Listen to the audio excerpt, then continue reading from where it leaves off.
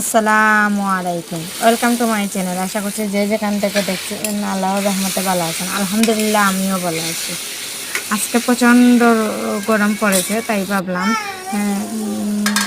হালকা পাতলা কিছু খাবার হলেই চলবে। তো এখন আমি ডিম ভুনা করে নিচ্ছি। এখানে আমি সব ধরনের মশলা দিয়ে দিচ্ছি একটা কড়াইতে।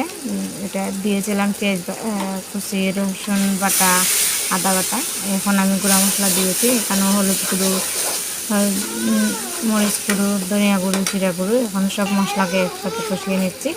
এখানে আমি সামান্য পরিমাণ পানি দিয়ে মশলাটাকে ভালো করে কষিয়ে নিয়েছি।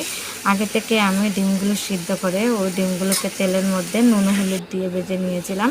এখন আমি মশলা কষিয়ে নিয়েছি। এখন আমি ওই ডিমগুলোকে দিয়ে দেব। যে গরম পড়েছে, এই গরমের মধ্যে কিছু খেতে ভালো লাগছে না, তাই ভাবলাম ডিম ভুনা করে ফেলি। ডিম ভুনা করতে খুব বেশি একটা সময়ও লাগে না, আর এটা হয়ে যায় তাড়াতাড়ি, আর খেতেও ভালো লাগে। তো এই ডিমের মধ্যে আমি খুব বেশি ঝোল রাখবো না। এখন আমি ভুনা ভুনা করে নিচ্ছি। এখন আমি ধনিয়া পাতা কেটে নিয়েছি। তো সে আমার ডিম ভুনা আমি এভাবে নিয়েছি, আর সাথে রেখেছিলাম পাতলা ডাল। আজকের দুপুরের খাবার এটাই ছিল। আলহামদুলিল্লাহ তৃপ্তি করে খেয়েছি। যে